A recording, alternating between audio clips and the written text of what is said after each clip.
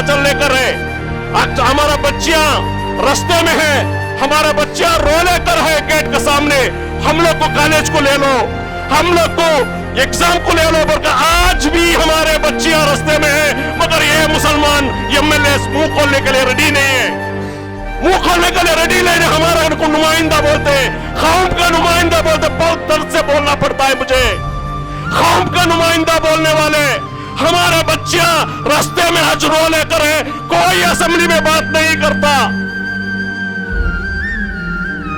अस्सलामु अलैकुम वरहमतुल्लाह। ಎಲ್ಲರಿಗೂ ಮುಸ್ಸಂಜೆಯ ಶುಭಕಾಮನೆಗಳು।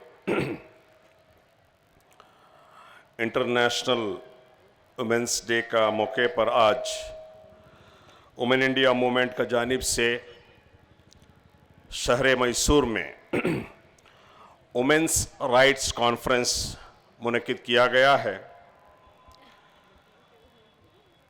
इस मौके पर तमाम माँ बहनों को इंटरनेशनल वुमेंस डे का मुबारकबाद दे रहा हूँ।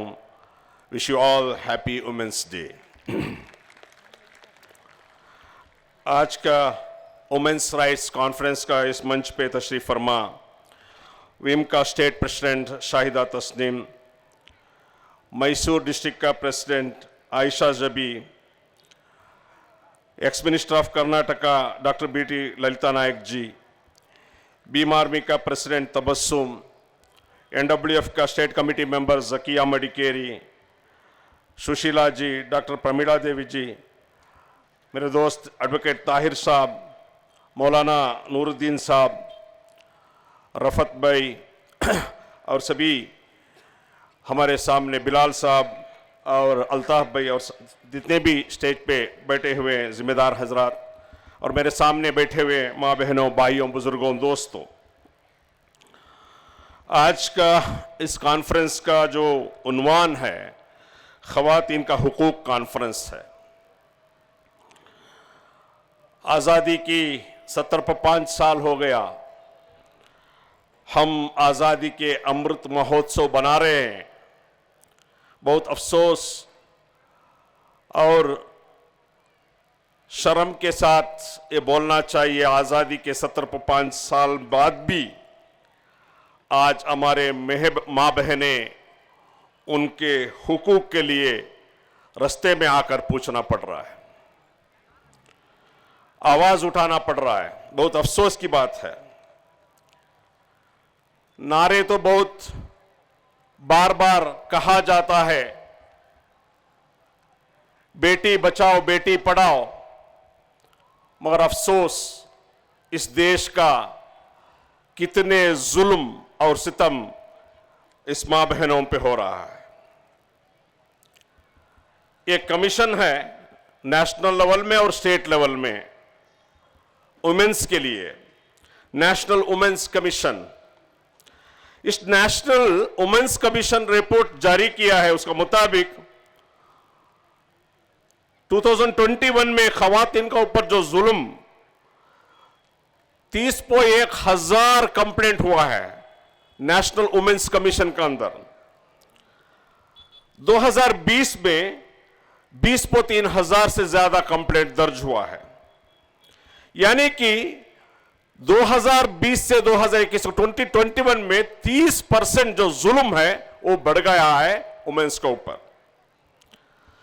सबसे ज्यादा कंप्लेंट जो जुल्म, सबसे ज्यादा कंप्लेंट जो आया है उत्तर प्रदेश से, 15,820 कंप्लेंट्स सिर्फ और सिर्फ उत्तर प्रदेश। यानी कि टोटल इंडिया में जितना कंप्लेंट हमारे खवातीन का ऊपर जो जुल्म का जो कंप्लेंट आया है नेशनल वुमेन्स कमीशन में, उसमें आधे से ज्यादा कंप्लेंट उत्तर प्रदेश से है। मगर वो उत्तर प्रदेश जो नारा बताते हैं बेटी पढ़ाओ बेटी बचाओ, उधर बीजेपी का हुकूमत से सबसे ज्यादा जुल्म हो रहा है उत्तर प्रदेश में। और अभी 2021 का जुलाई से सितंबर तक एक महीने में 3,100 कंप्लेंट नेशनल वुमेन्स कमीशन में दर्ज हुआ है। अभी अभी पार्लियामेंट में जो राज्यसभा में एक क्वेश्चन का आंसर दिया गया कि एनसीआरबी का डाटा के मुताबिक 2020 में 3,70,000 जुल्म का जो केसेस क्राइम अगेंस्ट वुमेन को दर्ज हुआ है, यानी डिपार्टमेंट में, पुलिस डिपार्टमेंट में 3,71,503 कंप्लेंट्स।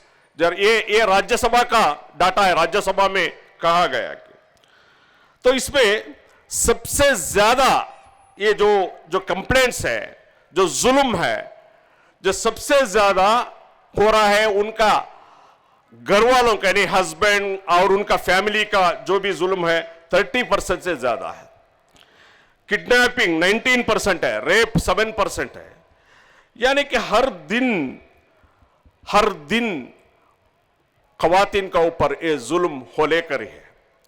तो आजादी के 75 साल हम लोग अमृत महोत्सव बनाने का इस समय में भी इतने बड़े जुल्म और सितम हो लेकर है। तो क्या हम बेटी पढ़ाओ बेटी बचाओ बात कर रहे हैं, मां का दर्जे देते हैं, जितना बातें करते हैं, मगर असल में क्या हुआ है? तो इसका वजह क्या है? अफसोस की इस बात है क्योंकि ये जो रोकना है, जो इसको कानून बनाना है, कानून तो बना है, कानून का इंप्लीमेंटेशन जो ये सही नहीं हो रहा। बहुत सारे स्टडी रिपोर्ट्स ये हो रहा है कि जो कानून का इंप्लीमेंटेशन होना है, जो पुलिस डिपार्टमेंट हो उधर वो सही तरीके से इंप्लीमेंटेशन नहीं होने की वजह से ये इतना भी जुल्म हो लेकर है। इसमें जैसा कि मैं वो फैसिज्म की तरफ बात नहीं करता चाहता, बहुत सारे बातचीत जो भी है शाहिदा तस्नीम जी ने आपके सामने रखे हैं। जैसा फैसिज्म इस देश का अंदर आकर जितने जुल्म हो लेकर है, ये फैसिज्म का जो शिकार है, सबसे ज्यादा फैसिज्म का शिकार और मां बहनें हैं, औरतें हैं इस देश की। तो इसको रोकने का जिम्मेदारी हम भी है, हमारा ही है। हम ऐसा भरोसा कर कर रखेंगे कोई एक आएगा हमारे लिए आएगा, हमारे को बचाएगा या हमारे बारे में बात करेगा, नहीं, क्योंकि हम लोग देख लिए। इधर बताया गया, देखिए ट्रिपल तलाक का बिल लाया गया। इस देश में मुसलमानों का करीब करीब 20 करोड़ का आबाद है। 20 करोड़ की आबादी में 10 करोड़ औरतें हैं। 10 करोड़ औरतें में कोई औरत 1-2-4 कोर्ट में गए होंगे, मगर कोई भी नहीं पूछे कि केंद्र सरकार से आप ट्रिपल तलाक का कानून लाओ।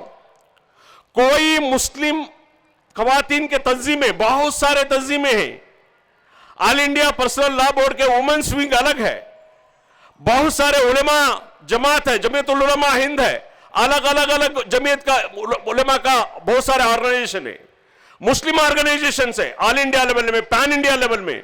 कोई एक तंजीम, मुसलमान तंजीम, कोई खवातीन का तंजीम, कोई भी पूछे नहीं सेंट्रल गवर्नमेंट से, मोदी जी से ट्रिपल तलाक का कानून लाओ। उसके बावजूद भी ट्रिपल तलाक का कानून लाया गया। देखिए क्या हो रहा है। एक्चुअली असल मुद्दा जो है, इस देश का असल मुद्दे पर चर्चा नहीं हो रहा है।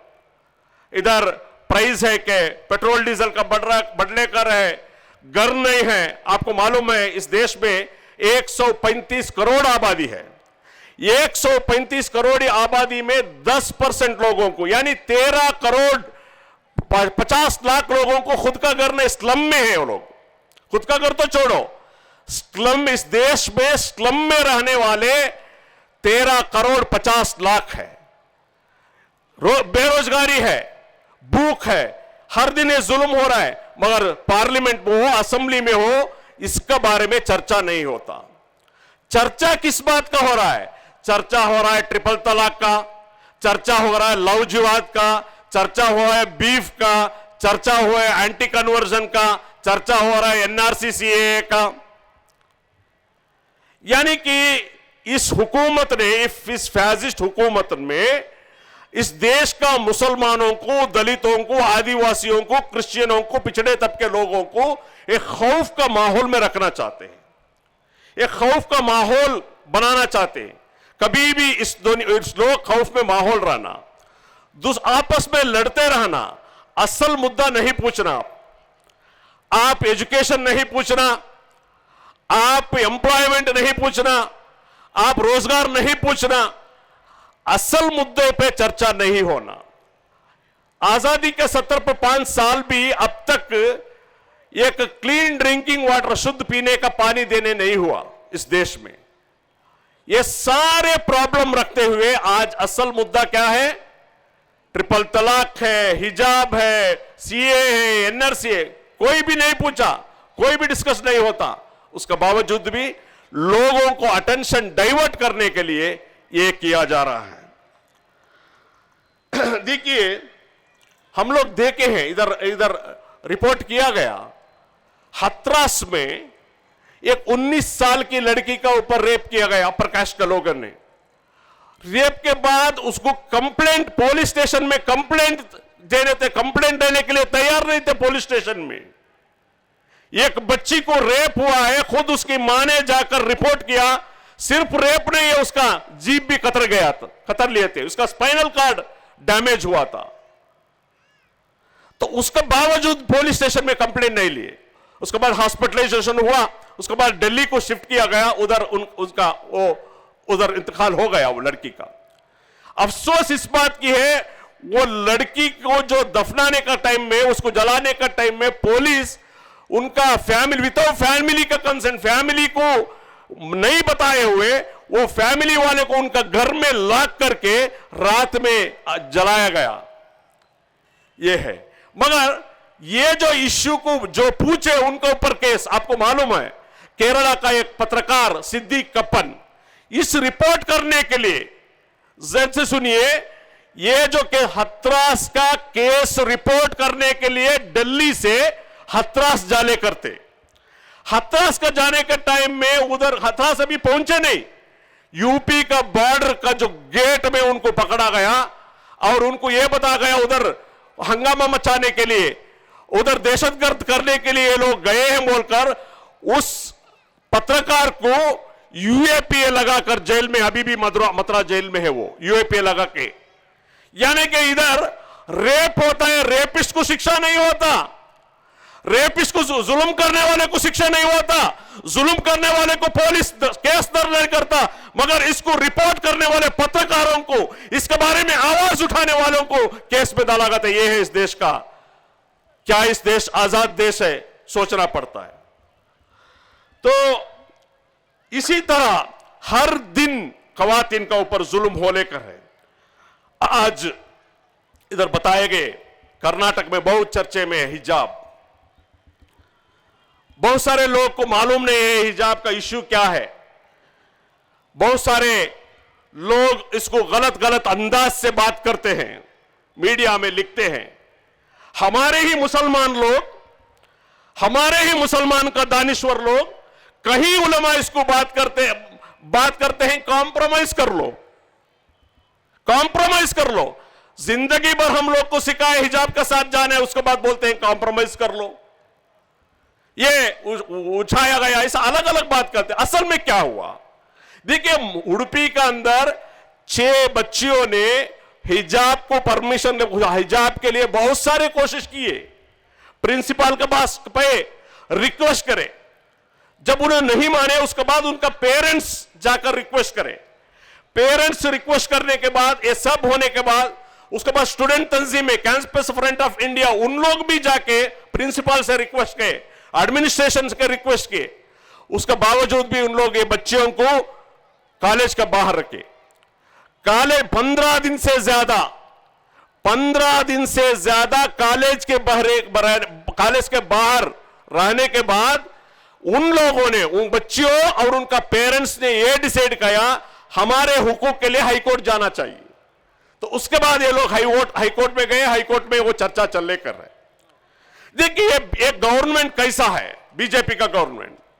बीजेपी के गवर्नमेंट ये कहता है ये यूनिफॉर्म का मामला है, इधर यूनिफॉर्म का मामला है, यूनिफॉर्म का खिलाफ है, इक्वालिटी का खिलाफ है, ये एक नैरेटिव बताते हैं ये लोग। हालांकि इस साल का जो एडमिशन नोटिफिकेशन, 100 पेज का एक नोटिफिकेशन पीयूसी बोर्ड में, अभी भी आप वेबसाइट पे जाएंगे तो वेबसाइट में है, तो उसमें पेज नंबर 24 में क्लियरली बताया गया, पीयूसी को यूनिफॉर्म कंपलसरी नहीं है।